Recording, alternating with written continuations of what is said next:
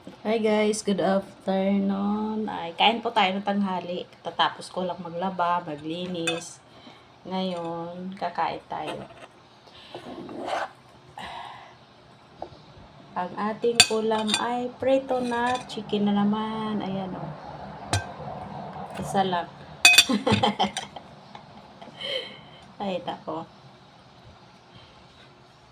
Maglalinis akong mamaya ng bintana sa taas. Kasi sobrang alikabok na. So, kumain muna ako. Konti lang muna. At coffee is life. Ayan o. Ano siya, coffee ko. Ano yung choco coffee ko. Tawag ba yun? Coffee at cappuccino. Iniisip ko pa. Dito ko nilagay kasi 'di ba yung cappuccino ano siya, babula-bula. Nag-aawas kasi sa isang mug ko.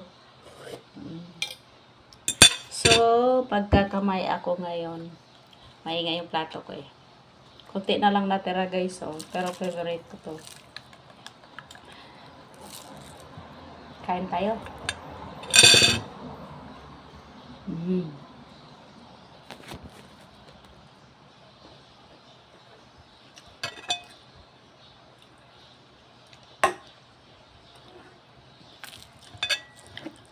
Ito pa yung natira nating manok.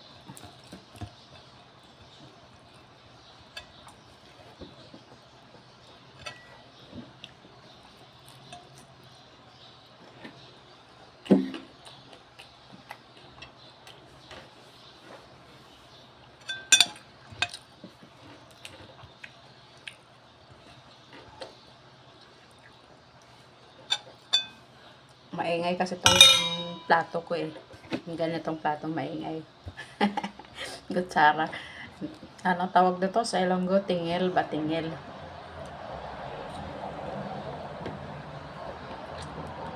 Sila kasi yung preto madali lutuin.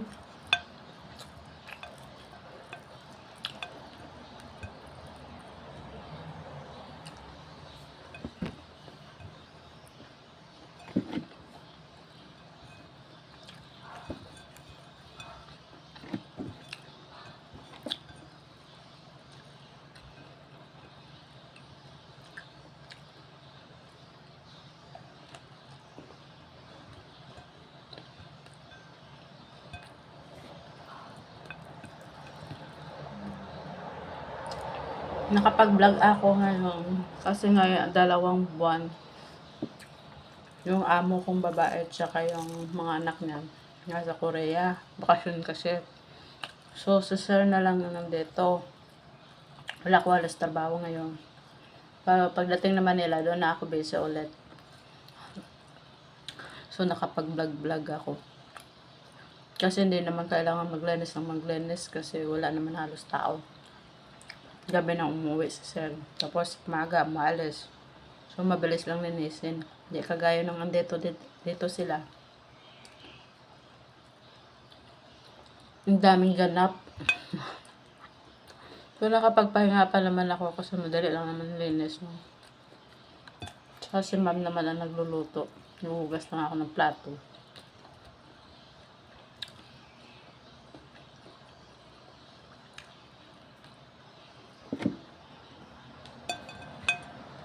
Pag alam naman nila na marami akong trabaho, hindi sila nag-uutos-utos. Kagaya ng iba, hindi pa nga tapos. Mag-utos na naman. Kaya, pag alam na lang tapos ng trabaho, okay na. Pahinga na ako. So, doon na lang ako mag-vlog.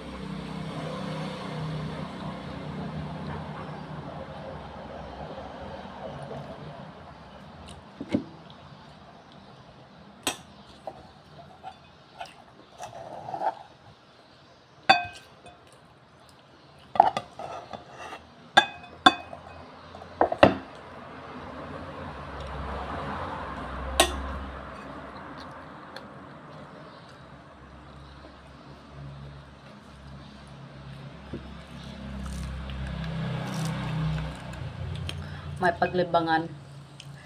Kasi minsan boring.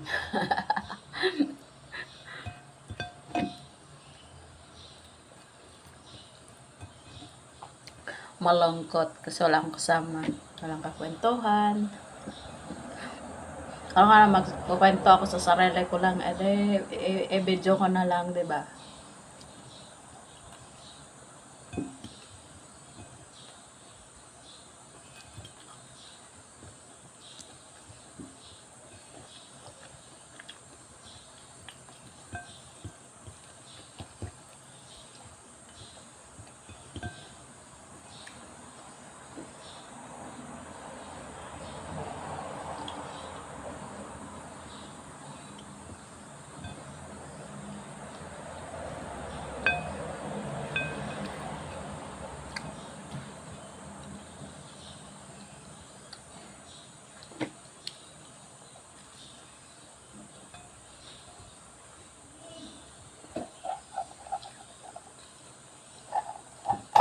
Kanina yung katulong dito sa kapitbahay namin. Alam mo guys, kasi yung likod ng bahay namin, bakanting lote, tapos maano na yung damo. Dito naman sa Ayala, minsan may maintenance naman dito naglilinis, yung mga bakanting lote nililinis nila. Hindi pa nila na ano kasi naulan-ulan eh. Sabi ko sa kanya, maliit lang na siguro kababasag lang yun ng islog niya. Hindi namin alam kung saan galing. Pero na nakaraang buwan, yung sa harap ng bahay namin, meron din ako nakita, pero nasagasaan na siya ng sasakyan. Maliit lang. Parang ganito, para siyang bulate lang. Kaso lang, may ulo kasi. Buti sana kung iba yung ulo niya. Malaman mo naman yung ahas at saka bulate, 'di ba? So kulay itim siya, tapos yung tiyan niya may ganyan hiwa-hiwa. So ahas talaga siya kasi yung ulo niya nga. So sabi namin, baka dyan sa likod nang galing kasi may bakante madamo nga. Sabi niya, oo nga, pero dito sa harap baka doon sa kabilang bahay kasi walang tao. So marami daw tambak. Sabi ko, baka pwede rin. Kasi wala naman dito drainage na eh. Yung iba kasi dumadaan din sa drainage galing sa ibang lugar, likod Talahiban. Pero dito naman sa Ayala, Alabang, kita mo naman, puro building ang labas, 'di ba? O paglabas mo, ano na, mall na. Tapos sa likod naman, ano naman, highway, daang hari, ganyan. So, walang talahib kasi puro building palibot. Sabi namin, baka dito yung galing sa may mga kanting lote. Mapuno din kasi ang Ayala, Alabang eh. So, sabi ko, pag may makita ka mamaya na gwardiya, pakita mo, huwag mo muna itapon kasi gumagalaw-galaw. Sabi ko, patayin mo na lang. Baka mamaya magkawala. Ewan ko ano nangyari doon sa, kung sinabi ba niya. Kasi may bata din sa kanila eh, baka mamaya sa loob ng bahay. Magtatago lang nanay. Sabi ko sa kanya, malamang baby pa yan, may nanay yan. Sabi niya, oo nga, nakakatakot. Sabi ko, mamaya pag ano mo para linisin yung likod bahay. Kasi may maintenance naman yung Ayala eh.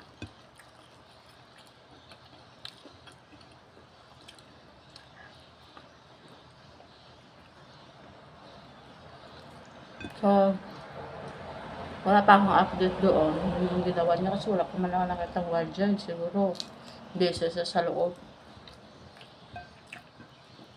O mamaya pag may nakita akong guardia, nagro-robeng, may mention ko yun. Kasi dito sa harap minsan tumitigil sila. Anong ginagawa nila? Parang may pinipindot sa puno. Sabi ko, ano yan? Palatandaan niya. Kasi lagi-lagi, nabangan ko nga eh. Sabi ko mamaya, pag makita ko may mention ko naman. Baka mamaya, di ba? Kasi kulay itim eh. So, cobra siguro yun. Mamaya may nanay, may kapatid pa.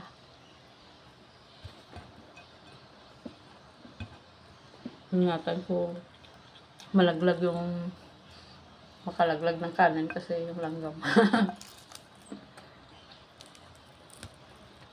Ulan-ulan pa naman ngayon, maraming langgam. Dilim-dilim na nga eh. Naglaba ako ng damit ni sir. Iwasan ko. Kasi bago ako kumain, nagsampay muna ako. Konti lang naman yung nabad niya lang naman niya.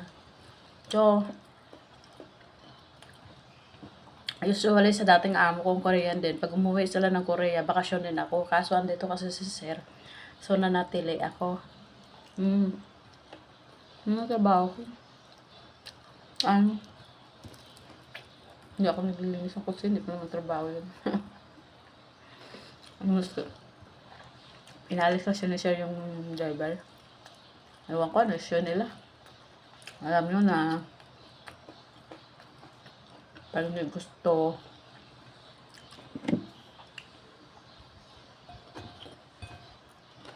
hindi naman sinabi ni sir na linisin mo yung sasakyan. Hindi ko naman trabaho yun eh.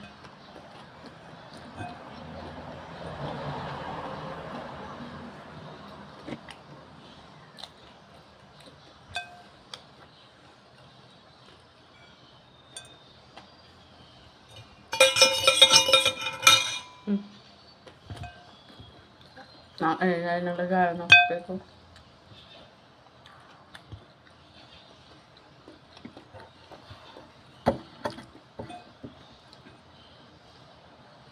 So ngayon, mag-isa lang ako dito. Mamaya, pagsipagin ako, akit ako sa taas, linisin ko yung bintana sa pasilyo. Ano, yung masyado nang madumi.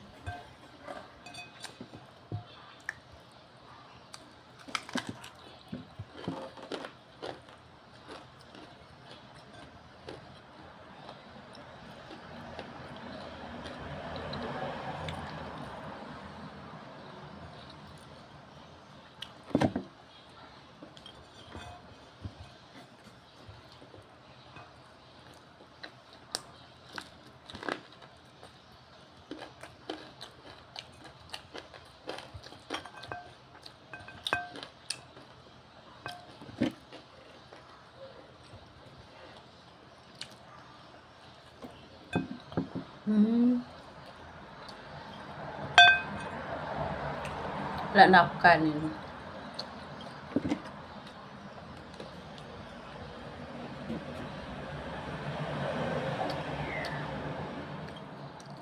Natira pa, may talaga ako magkaskas ng buto. Nagpreto ako ng isang hiwang manok.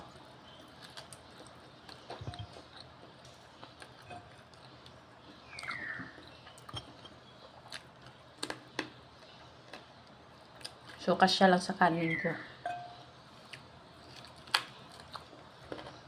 Ako magluto ng sobra-sobra kasi sarap kumain ng bagong luto.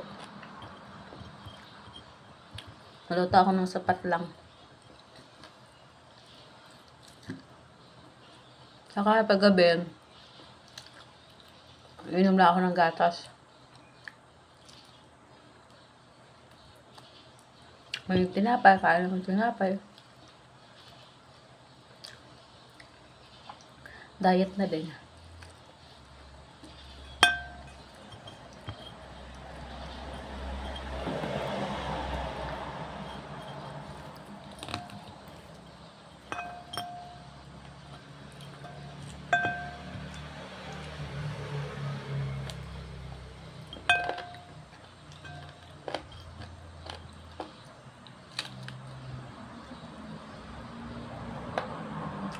Ngat-ngat buto.